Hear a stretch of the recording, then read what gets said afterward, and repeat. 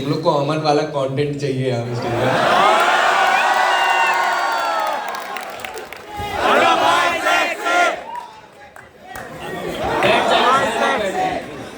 Thank you भाई, thank you.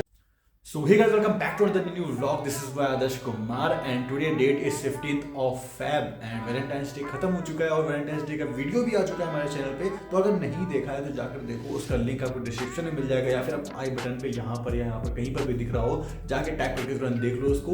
बाकी आज हम चल रहे हैं हमारे अनुभव दुबे भैया फ्रॉम चाय सुट्टा बार, तो वो हैं जो आ रहे हैं आज एक सेमिनार के लिए। तो उनसे हम चल के मिलेंगे, थोड़ी बहुत वो बातें बताएंगे, अपनी लाइफ एक्सपीरियंस बताएंगे, तो उनसे मिलके सारा कुछ शेयर करेंगे, आपको फिर दिखाएंगे। तो अभी तक चैनल को सब्सक्राइब नहीं किया, सब्सक्राइब कर लो, क्योंकि ऐसे छोटी छोटी वीडियो अच्छे अच्छे मैं बनाता रहता हूँ और ब्लॉग अच्छे अच्छे मैं डालता रहता हूँ, ज़्यादा आपको बोर नहीं करूँगा। तो इसीलिए हम बस 4 बज गए हैं अभी और हम यहाँ से निकलते हैं, तो आपको मिलते हैं कॉलेज के मेन गेट पर। चलो चलते हैं।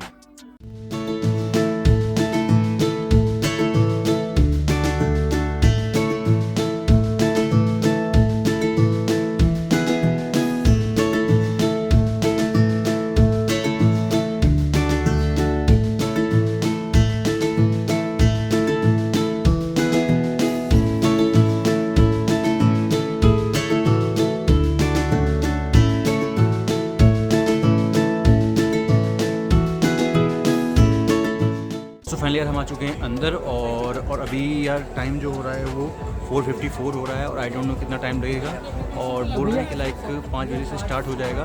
तो बस वेट कर रहे हैं यार। 5 बजे सबकी क्लास ख़त्म होती है, इसीलिए 5 बजे का टाइमिंग उन्होंने लाइक सेट किया कॉलेज वालों ने।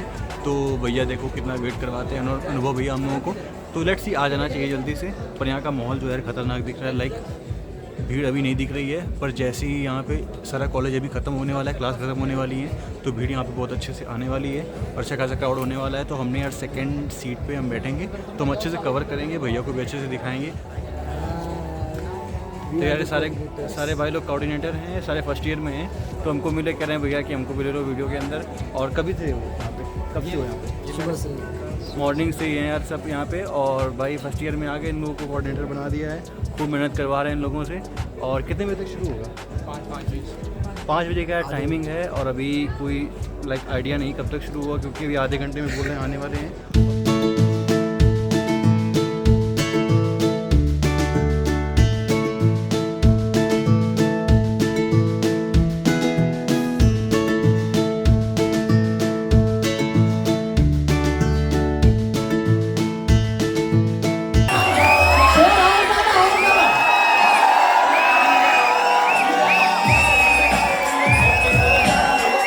मैं रीवा के एक बहुत ज़्यादा गरीब परिवार से नहीं आता हूँ। एक साधारण परिवार से आता हूँ, जहाँ पे ये बोला जाता है कि इंजीनियरिंग करो या तो अच्छे सीए बन जाओ या तो फिर सरकारी नौकर बन जाओ, कलेक्टर वलेक्टर बन जाओ। मैंने सारी चीज़ें तैयारी कर ली, मैं सब में फेल हो गया। हमारे यहाँ पे ना मम्मी स्कूल के टाइम पे ना कपड़े एक जोड़ी बड़े ही खरीद लेती थी और जूते, कि अगले साल भी वो चल जाएं। और जब अगले साल वो होते थे, छोटे पड़ जाते, तो उसकी जो सिलाई रहती थी वो खोल देती थी पैर के पास से, तो ट्विन कलर के हो जाते थे। और हम उस चीज़ को भी इंजॉय करते थे, क्या ये मार्केट में अवेलेबल नहीं है, ये नया है कुछ। पापा हमारे ससुराल जाते थे, तो उनको सब लड़के का रहता है कि ससुराल जाए तो बढ़िया एकदम बन ठन गया है। तो पापा के पास गाड़ी नहीं थी, तो अपने दोस्त के यहाँ से जीप लेके जाते थे और रास्ते पर सवारी बैठा के लेके जाते थे, जिससे डीजल का खर्चा निकल जाए, और ससुराल आने के पहले पहले सवारी उतार देते थे। सो आपका जो समय रहता है, आप उससे बहुत सारी चीज सीखते हो basically. So it's not like कि हमको कोई पेन मिला, इट जस्ट लर्न कि जुगाड़ कैसा होता है, कि जब आपके पास optimum utilization of limited resources कैसे करना है, that you learn from your environment. That's what I did. School भेजा, 8th में बहुत अच्छे परसेंटेज आए, 96 करीबन कुछ आए। अबे सुनो तो उसके बाद में पापा को लगा लड़का हमारा चिराग है, ये कलेक्टर बन जाएगा। उन्होंने मेरे को हॉस्टल में डाल दिया, और जो 96 थे वो 43 हो गए। टू बी ऑनेस्ट उनका सपना टूट गया। खैर फिर दोस्त बने, दोस्त ही परिवार बन गए। दोस्त से मैं बहुत रईस हूँ भाई, बहुत ज़्यादा, मतलब मेरे दोस्त बहुत हैं। सो हॉस्टल की वजह से बने हम लोग। फिर मैं यूपीएससी के लिए दिल्ली आ गया, और दिल्ली के बाद में मेरे दोस्त का फ़ोन आया जो मेरा पार्टनर है कि यार उसका ब्रेकअप का सीन चल रहा था उस टाइम पे, तो बड़ा उदास सा था और बिजनेस भी कोई खास चल नहीं रहा था। तो बोला चल बिजनेस करते हैं। बोला ठीक है। मैं बिना घर पे बताया अपने दोस्त के लिए आ गया। जब मैं यहाँ पे आया तो बोले क्या बिजनेस करें।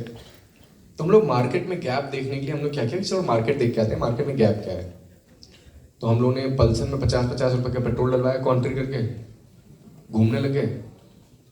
तो दोनों के गर्लफ्रेंड के घर के राउंड मारे, और फिर आके आखिर में हमारी जो गाड़ी थी वो एक गर्ल्स हॉस्टल के पास में जाकर रुक गई।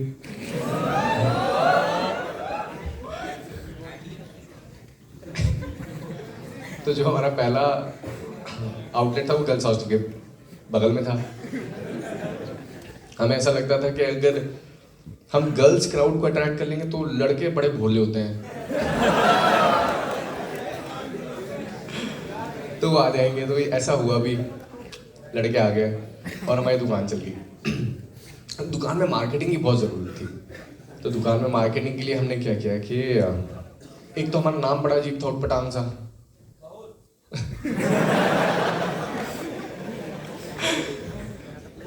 और दूसरा, हम लोग कहीं भी भीड़ में जाते थे तो हम लोग आपस में ही बात करते थे, मैं और आनंद खुद ही के, यार वो सुना है चाय सुट्टा बार बहुत चलता है, चल घूम के आते हैं।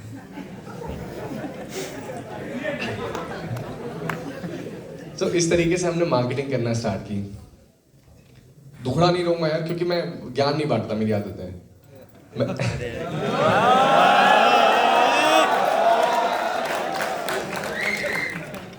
मैं वही चीज बोलता हूँ जिससे मैं भुगत होगी, जो मेरे साथ हुआ है। सो उसके बाद हमको लगा था यार चाय तो बेचनी, चाय तो बहुत इजी है, बेच लेंगे अपन, सब लोग बेच लेते हैं, सबका ठेला चल जाता है, चाय बेच लेंगे। लेकिन हमको नहीं पता था कि हमको ये पता था कि B2C, बिजनेस टू कस्टमर, इतना ईजी है। लेकिन B2C के बीच में A से Z तक लोग आते हैं, ये नहीं पता था। पुलिस के डंडे चल रहे हैं, नारकोटिक्स का छापा पड़ रहा है। Probably we are the youngest company India जिसके पास 2 बार नारकोटिक्स के छापे पड़े। बेचते क्या है हम? चाय। तो हमने सुट्टा नहीं बेचते भाई। फिर उसके बाद में हम धीरे धीरे सीखने लग गए, पढ़ने लग गए। एक दुकान हुई, दूसरी दुकान आई, तीसरी, आज 470 दुकानें हैं इंडिया में।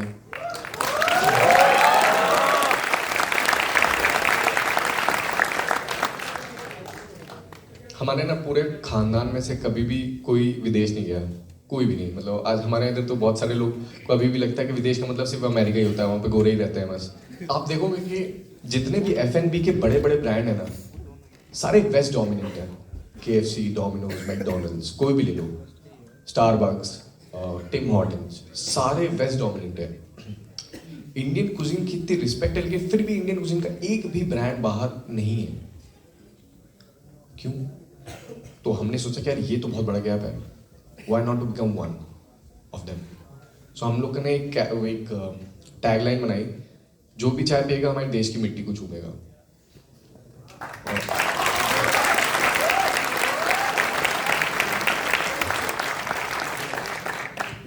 और फिर उसके बाद हमने दुबई चालू किया 2020 में, 1 आउटलेट, 2 आउटलेट, फिर Nepal, Muscat, Oman, recently incorporate company in UK, USA, in Canada. सब गोरों को भी पिलाएंगे देसी चाय।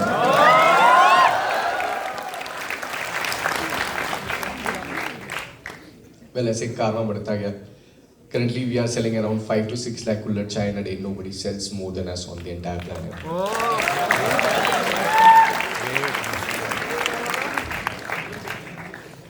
सब कुछ अच्छा चल रहा था, खूब पैसे हम छाप रहे थे, खूब नाम हो रहा था। फिर ये साल कोविड आ गया। ये कोविड आया तो कोविड के टाइम पे हमको सब जगह किराया भाड़ा देने हैं। एक्चुअली हमारे यहाँ पे जितने भी लड़के काम करते हैं सारे या तो ऑर्फन्स हैं या डिसेबल्ड हैं। तो हमने सोचा यार कि हमारी तो पैसे एक तो नेगेटिव कैश फ्लो में जा रहा है, हम इनको पैसे कैसे देंगे। सो हमने अपर मैनेजमेंट से सैलरी काटना स्टार्ट की। कि यार हम लोग को इनको तो देने ही देने हैं पैसे, क्योंकि वो क्या खाएंगे क्या पिएंगे यार, उनको तो कोई है भी नहीं।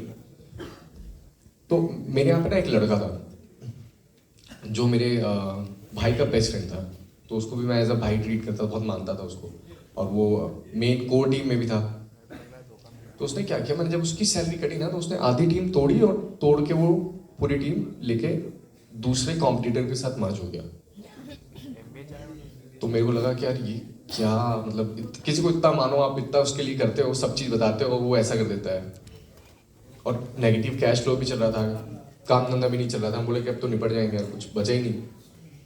तो हमने उस टाइम पे जब हमारे शटर बंद हुए तो हमने लैपटॉप खोले, और from 500 followers to 600 followers, we have grown to 1.5 million followers.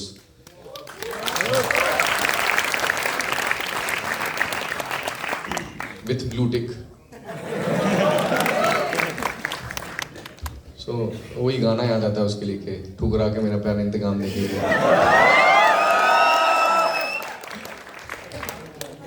So हमारे यहाँ पे एक लड़का था मनोज, जो स्टार्टिंग में था, शायद आप लोग में से कोई स्टोरी जानते होंगे।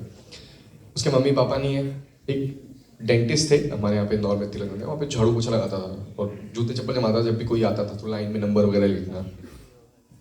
तो उसने बोला था कि मैंने बोला कि तू आ जा साथ में, हम पैसे तो नहीं दे पाएंगे 1-2 महीने, लेकिन जब दुकान चलेगी तो जो भी होगा सब करेंगे। तो उसने बोला कि नहीं, आपको मेरे को कुछ ना कुछ तो कमिटमेंट देनी पड़ेगी भैया, क्योंकि मैं 2 महीने की सैलरी छोड़ूंगा, जहाँ पे जॉब कर रहा हूँ वो छोड़ूंगा। तो मैंने बोला अच्छा ठीक है, जब तक तेरा घर नहीं बनेगा मैं अपना घर नहीं बनाऊंगा। Now today he owns a bungalow in Indore.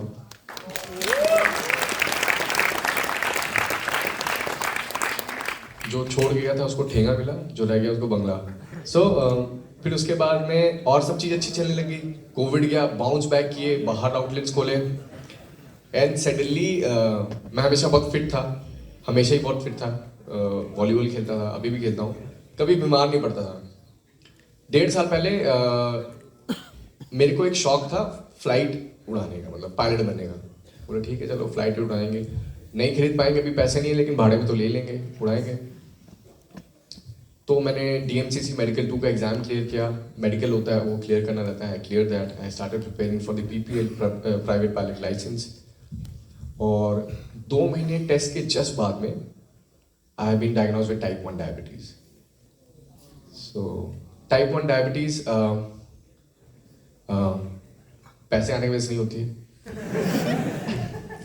It just happen to be, it's autoimmune disease जो एक दिन के बच्चे हो जाती है। It's not because of the heredity. मेरे को लगता था लोग कैसे बीमार पड़ जाते हैं, जब भी मैं किसी लोगों को सुनता था कि लोग बीमार पड़ गए, लेकिन जब मेरे को हुई तो मुझे लगा कि यार कैसे, मतलब I lost 12 kgs of weight, और टेंशन लेने लग गया, क्योंकि मुझे मालूम पड़ा कि it can not be cured. The only treatment available is that you have to take insulin के इंजेक्शन आपको पेट में लेने पड़ेंगे, जितने बार भी आप खाते हो या फिर कुछ भी खाते हो। तो मैंने कभी एक तो सुना नहीं था ये चीज़, क्योंकि हमारे खानदान में जरूरत थी ही नहीं। तो जब मैं स्टार्टिंग में इंसुलिन लगाने लग गया तो आई टेस्ट कोमा ट्वाइस, क्योंकि शुगर एकदम से डिप हो गई। सो मेरे को लगा कि क्या लाइफ, मतलब बहुत ज़्यादा टेंशन लेने लगे, तो बाल झड़ने लगे टेंशन में। कैप इसलिए नहीं पहना कि है बाल अंदर। सो फिर मेरे मम्मी पापा को देख के मेरे को लगने लगा क्या यार, मेरे मम्मी पापा इतने परेशान रहते हैं, उन्हें भी कुछ मन नहीं लगता उनका भी कि लड़के को इतनी सी एज में ये सब हो गया, ये कहाँ होता है, किसको होता है, इसको क्यों हो गया, क्या अब कैसे रहेगा, कैसे जिएगा, क्या होगा। तो मैंने देखा कि यार और किसको है टाइप 1 डायबिटीज, जिसको मैं जानता हूँ। So I found out Wasim Akram साहब कि उनको भी टाइप 1 डायबिटीज है, and he played I think so many times crickets after that.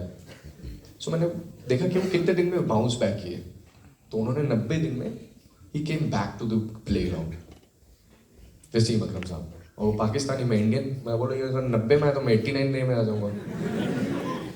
सो मैं 89 डे घर से बाहर निकला, दुबई गया, कंप्लेन कॉपी की, वापस से काम करना स्टार्ट कर दिया। और there is a one level for the HbA1c जो शुगर चेक करता है लेवल, 5.7 से ज़्यादा नहीं होना चाहिए, और 13 के ऊपर वो कहीं पे ज़्यादा दिखाता नहीं है। सो आई गॉट 16.4। सो लोगों ने बोला ये तू बच कैसे गया, नाउ इट्स 5.5, वापस लेके आ गया मैं उसको नॉर्मल।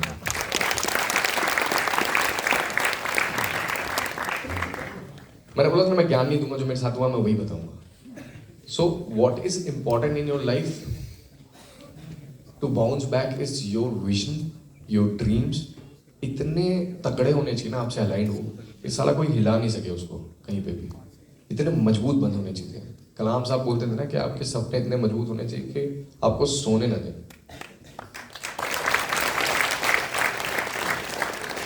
सो अगर आपका विजन अलाइनमेंट अच्छा आपके साथ में, आपका जिगरा तगड़ा है, तो आप किसी चीज़ से भी फाइट कर जाओगे. ये तो छोटी मोटी चीज़ें हैं. और भी क्या क्या जाता है, लुक अदर पीपल अराउंड. सो अपने सपनों के साथ में कभी भी किसी भी चीज़ के लिए समझौता करना ही नहीं, और किसी से डरने का ही नहीं लाइफ में. किसी से भी नहीं डरना. आपके सपने आपको पूरे करने हैं. कोई बीच में आता तो हटाओ साले को. That's all from my side. Thank you. And if you have any question go ahead. Start कर दिया तो उसका रिस्क को कैसे मैनेज करें, ये मेरा सेकंड क्वेश्चन है. और थर्ड वन ये, जैसे आपने बहुत सारे स्टार्टअप्स पहले भी करे होंगे, कुछ में फेल भी होंगे, तो क्या हमें करना चाहिए, उससे ज़्यादा इंपॉर्टेंट ये होता है कि हमें क्या नहीं करना चाहिए. तो आपके अकॉर्डिंग हमें कैसा कि कोई किन चीज़ों को अवॉइड करना चाहिए स्टार्टअप में. तो सबसे ज्यादा लाइफ में जरूरी होता है करना चाहिए भाई. ट्राई करना चाहिए. आपके एज में, इस एज में रिस्क एपेटाइट इतना ज्यादा होता है. 10 चीज अगर ट्राई करो ना, किसी में फेल हो कहीं ना कहीं, यू विल लर्न इवेंचुअली. अगर आप मेरे से पूछो कि मैंने क्या क्या ट्राई, तो मैंने एक नेटवर्क कंपनी ज्वाइन कर ली थी, ईबीज करके. उसमें बोले जोड़ना है, एक के नीचे एक जोड़ना, खूब पैसे मिलेंगे, कार खरीद लोगे, बंगला खरीद लोगे. हम बोले ठीक है, तो वी ज्वाइंड इट. तो जब ज्वाइन, आपको समझ में आता है कि एक्सपोजर का, ताम झाम दिखाने का, डिसिप्लिन का, टीम रोल का कितना बड़ा वर्क होता है. सो आई would say that in this age ना, it's better to start early. ASAP start करो. आइडिया की कोई औकात नहीं होती भाई. तेरे पास कितना भी बढ़िया आइडिया होगा, अगर जब तक तुम इंप्लीमेंट नहीं करेगा ना भाई, कोई मतलब ही नहीं उस आइडिया का. आपको इंप्लीमेंट करना पड़ेगा उस आइडिया को. Execution is the key. ये चीज लिख के ले लेना मेरे से भाई. कितना भी बड़ा प्लानर होगा, कितना भी बड़ा स्ट्रैटेजिस्ट होगा, unless until he knows how to execute it, नहीं चलेगा. मैं बोल भी रहा था कि you might be literate enough in any of the university और any of the B plan you have, but you won't be educated unless until you implement those fundas on the ground. Be the student of ground reality as well. So implement it, right? और good evening भैया. Firstly thank you for being here. भैया मेरा question ये था कि startups का जो failure का फियर है, उसको ओवरकम कैसे करें. It's better to be a failure rather than fattu. Thank you भैया. माय क्वेश्चन इज कि हमें टीम बिल्ड करनी चाहिए स्टार्टिंग में. Suppose we are doing some startup already, we are in and we are up to one scale and we want to scale up more. So problem आ रही है team building में. तो team building की तरफ focus करना चाहिए या आउटसोर्सिंग कर देना चाहिए सारा काम. डिपेंड करता है. टीम आपके पास होनी चाहिए, वो आउटसोर्सिंग वाली हो या चाहे इन हाउस हो. टीम होनी चाहिए. बिना टीम के काम नहीं चलता सर. जितने ज़्यादा ब्रेन्स होंगे उतना ज़्यादा अच्छा स्मूथ काम होगा. SOPs बांध दीजिए. अगर आपके पास पैसे हैं तो आप आउटसोर्स कर दिए. आउटसोर्स तो सबसे अच्छा काम रहता है, लेकिन उसके लिए इन हाउस का काम बहुत सस्ता पड़ता है सर. आप रात को भी उठा के, हम लोग की टीम देखिए ना, हम लोग सब इन हाउस वाले ही हैं, सब इन हाउस ही हैं. तो अगर इन हाउस के लिए आपके पास पैसे नहीं है तो आप विजन बेचिए उनको, जैसे मैंने मनोज को बेचा. इधर आप इक्विटी डाइल्यूट करिए अगर आप किसी अच्छे प्रोफेशनल्स को लेके आना चाह रहे हैं तो. और एक चीज फॉलोअप क्वेश्चन है, स्टार्टिंग में क्या खुद से ज्यादा काम करना होता है या टीम के थ्रू ही करवाना है. It's all about working. लोग बोलते हैं ना hard work. Hard work is a part of work. तो हम लोग क्या होता है कि हम लोग ज़्यादा काम करते हैं तो हम लोग क्या पे एड्रेनलिन रश होता है. आपको बहुत अच्छा लगता है यार मैंने आज इतनी मेहनत की, इतना काम किया, उससे क्या फर्क पड़ता है. आउटपुट में मैटर करता है सर कि रिजल्ट क्या है आपके काम के. आप चाहे 10 घंटा काम करो चाहे 1 घंटा काम करो, रिजल्ट मैटर करता है. कि आपने स्टार्टिंग में जब स्टार्ट किया तो उस वक्त खुद से सारी चीजें मैनेज करी या स्टार्टिंग में ही टीम बिल्डअप किया फिर. खुद से मैनेज की सर. ये सब चीज़ पता ही नहीं थी मेरे को. 18 घंटे काम करते थे हम लोग. चाय भी हमको ही बनाना है, झाड़ू पोछा भी हमको लगाना है, सब चीज़ हम खुद ही करते थे सर स्टार्टिंग में. Good evening, sir. So this is Ishika. So actually, I want to ask about consistency. How you maintain consistency in your work? Like, I also do something apart from my study. and I'm doing good in that, but the consistency I should maintain, I'm not doing so because of some other reasons because I'm associated with many other organizations and I have to do work for them also, so I cannot do on what I want to do.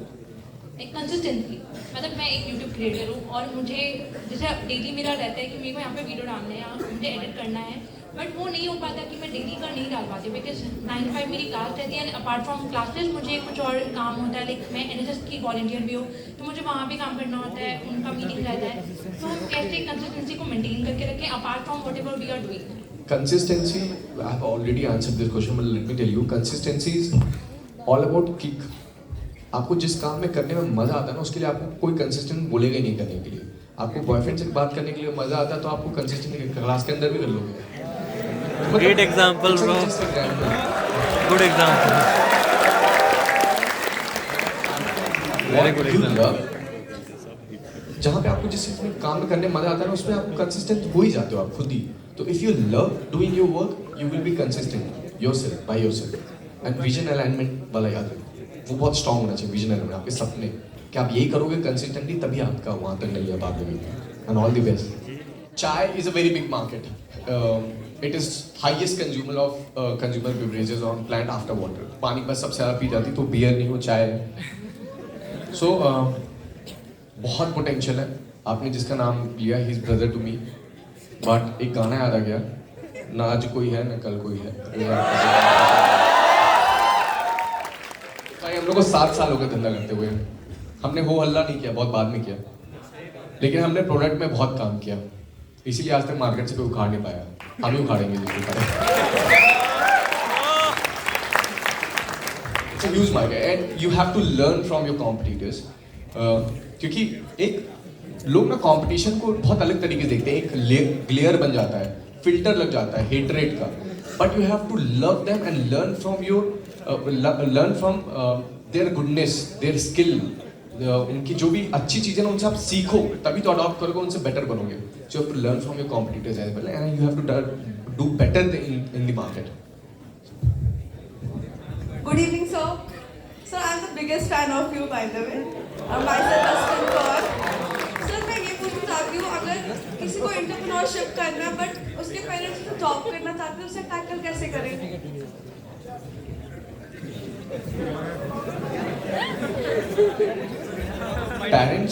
Parent देखिए कभी भी अपने बच्चे का बुरा नहीं चाहते हैं, वो हमेशा अपने बच्चे का अच्छा ही चाहते हैं. लेकिन हम में और हमारे पेरेंट्स में जनरेशन्स का डिफरेंस रहता है, हम कुछ सिखा नहीं सकते. लेकिन ऐसे बहुत सारी चीज़ें जो हम बिना पेरेंट्स को बता के भी करते हैं. हम गर्लफ्रेंड बॉयफ्रेंड बिना पेरेंट्स को बताए बनाते हैं. सो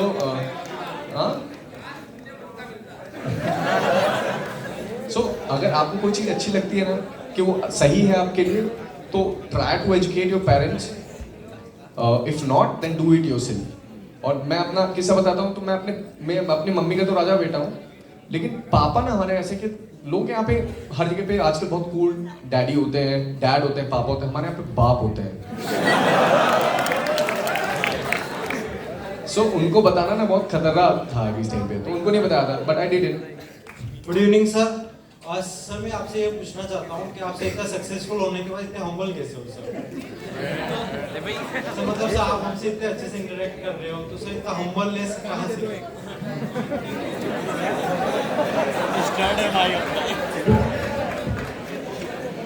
मुझे लगता है एक सक्सेसफुल का जो कारण है वो हम्बलनेस भी है. ओ भाई, इसीलिए सक्सेसफुल भाई बहुत सारी चीज़ें हैं, मैं बताता हूँ. पता नहीं हम मतलब अगर आप कुछ दूसरा बनना चाहोगे ना, कोई सेलिब्रिटी बनना चाहोगे, तो you have to act. And being you is very easy भाई. आप खुद जैसे हो वैसे रहो तो बहुत इजी है वो आपके लिए. और मतलब हम लोग का प्लान भी यही रहता है कि हम लोग कभी भी कहीं भी जाते हैं ना, तो we do not stay in any luxury hotels. हम लोग हॉस्टल पर रुकते हैं, ट्रेन से चलते हैं, कभी कभार जरूरी पड़ जाता है फ्लाइट से भी चलते हैं, ऐसा नहीं है.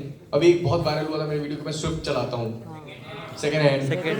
Yes sir. तो भाई उसका, हाँ डीजल. तो उसका कारण ये है भाई कि ये नहीं है कि मतलब मैं खरीद नहीं सकता, लेकिन मुझे शौक नहीं है एक तो गाड़ी का. दूसरा ये है कि उस गाड़ी में ना बहुत मेंटेनेंस फ्री है भाई. सिटी में कोई अड़ा दे साला खून जल जाएगा अगर 1 करोड़ की गाड़ी हो तो सस्ती गाड़ी में नहीं तो मेंटेनेंस रहता है, और मेरा शौक कैसा रहता है कि मैं जनरली पब्लिकली बताता नहीं हूँ ये सारी चीज़ें, लेकिन मेरा ऐसा रहता है कि मैंने जैसे हमने एक स्कूल अडॉप्ट किया हुआ है, तो हम लोग स्कूल में झूले वूले लगवा देते हैं, ये सब, तो ये शॉपिंग फॉर अदर्स। मैं आपसे एक ही क्वेश्चन पूछ रही हूँ, आप बॉटम से टॉप तक जाने में कोई तो पार्टिकुलर इंसान या पर्सन होंगे जो आपको हमेशा मोटिवेट करते होंगे, शायद आपकी गर्लफ्रेंड या आपके कोई श्योर कोई तो लाइफ में होते, क्योंकि मेरे लाइफ में मेरी माँ सबसे ज्यादा मोटिवेट करती है और मैं वैसी पर्सन जो हमेशा डिमोटिवेट हो जाती हूँ। कल मुझे स्टेज पे लाया गया, मैं थक के गिर गई, वैसा हो गया। तो मेरा आपको तो कोई होगी। See demotivation is normal, after all हम सब इंसान हैं, डीमोटिवेट हो जाते हैं, बहुत सारे रीजंस होते हैं। मैंने तो लिस्ट बना रखी है लोगों की जो मेरे को मोटिवेट करते हैं, जो मेरे से प्यार करते हैं। मम्मी है, मेरी दीदी है, गर्लफ्रेंड नहीं है, सो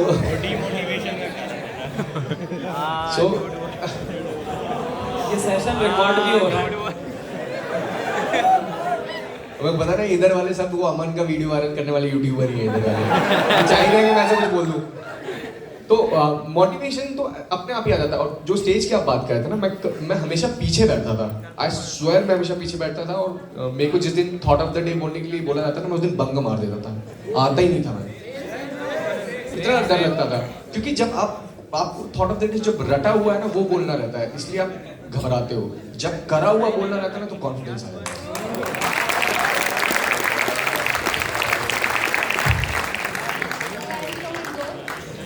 I know already you, मैं लकी भैया की friend हूँ. So my question is like, in what you believe more, hard work or smart work? And one more thing, as you explained here that your friends are a lot for you, your family. So can you express or share one experience like when you were so fall down and your friends support your courage you a lot in that time? So, पहला question आपका क्या था? You believe in what? Hard work or smart work? More of smart work along with the hard work. मतलब दोनों चीज़ जरूरी है, इसमें कुछ वो ही नहीं होगा, करना ही पड़ेगा दोनों चीज़। स्मार्ट वर्क आप 80% ले लीजिए, 40% हार्ड वर्क ले लीजिए, because you cannot work 24/7.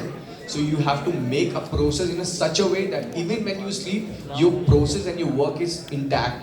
It is already working. आप सो भी रहो तो भी पैसे छपने चाहिए, कुल मिला कैसा है। और दोस्तों की बात की तो यार, ये जब डायबिटीज़ निकली नहीं टाइप 1, तो मैं बड़ा उल्लास था, तो मेरे दोस्तों ने रेस्क्यू किया मेरे को बेसिकली। तो वो आके बोले कि चल, मेरे को बोल रहे थे कि यार, मैं बोला डायबिटीज़, बोला हाँ चल मीठे उठ। तो इस तरह मतलब फ्रेंड्स बहुत मोटिवेट करते हैं, वो मजाक में मोटिवेट करते थे, रोए जब उनको मालूम पड़ा तो रोए भी, और फिर मेरे सामने मोटिवेट भी बहुत किया। सो फ्रेंड्स मतलब सबसे ज़्यादा मेरी लाइफ में सबसे बड़ा एसेट है मेरे दोस्त हैं।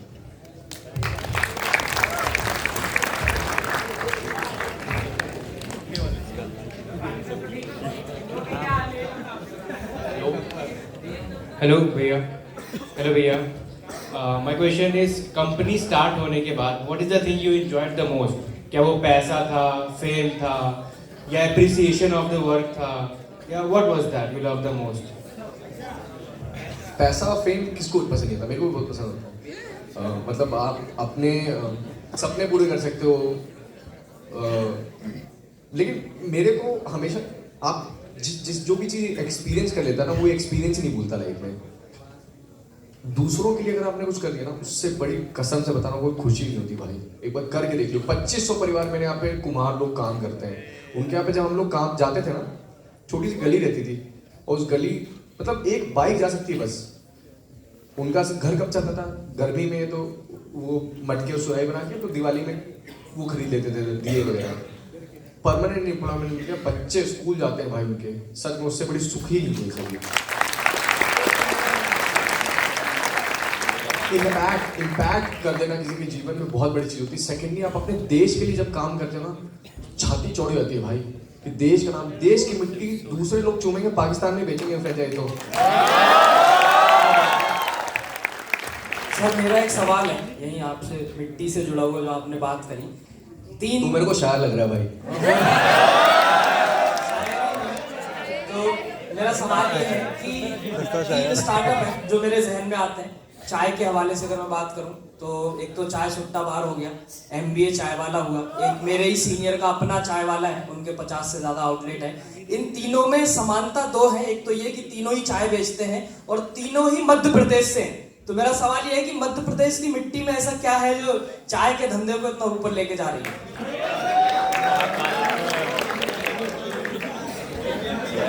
कुछ खास नहीं है, ऐसे सेम है, उसमें अंतर क्या है? मतलब मुझे लगता है कि ईज ऑफ डूइंग बिजनेस जो है ना MP में, क्योंकि because talking about Indore is unofficially known as the food capital of India. सबसे ज़्यादा खाना हर तरह का, if you are able to survive in Indore you can survive freaking anywhere in the world, what I personally feel. So अगर किसी ने इंदौर से स्टार्ट किया हो तो it will be very easy to understand the food market, F&B market for him. So I think वो एक factor होगा शायद।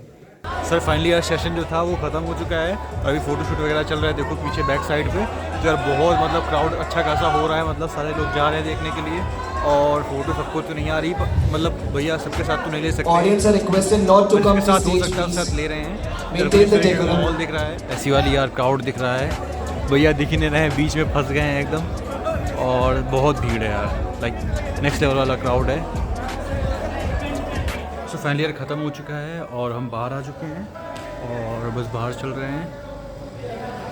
तो मज़ा बहुत आया भाई, और भैया ने बार बार अमन भैया का नाम लिया, बोल रहे थे चाहते हो कि मैं कुछ बोल दूँ अपने मुंह से, इस तरीके की बातें लाइक हुई, आप लोगों ने देखा होगा वीडियो में। और बस हम चलते हैं, हम चल के सीधा रूम पे वीडियो को वाइंड अप करेंगे, सारी बातचीत वहीं पे करेंगे। चलो फिर रूम पे मिलते हैं।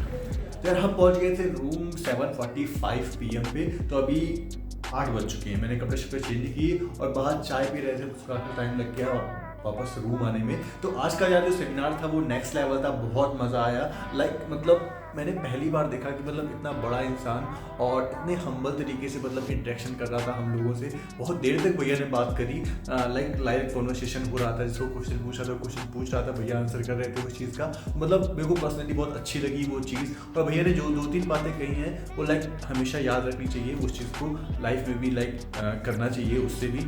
तो वो चीज़ें आपको कैसी लगी कमेंट सेक्शन में बता सकते हो। जो बातें आपको अच्छी लगी भैया की वो आप कमेंट सेक्शन में जाके बताओ कि आपको कौन कौन सी बात कहाँ पे ज़्यादा अच्छी लगी और कौन सी बात आप अपनी लाइफ में अप्लाई करना चाहोगे। तो बाकी यही था आज की वीडियो में। आज का जो सेमिनार था वो कुछ इस तरीके का था। तो वीडियो को लाइक कर दो, शेयर कर दो दोस्तों के साथ और कमेंट करना मत भूलना। और हम मिलते हैं किसी और दिन किसी और वीडियो में, तब तक के यार bye bye and take care.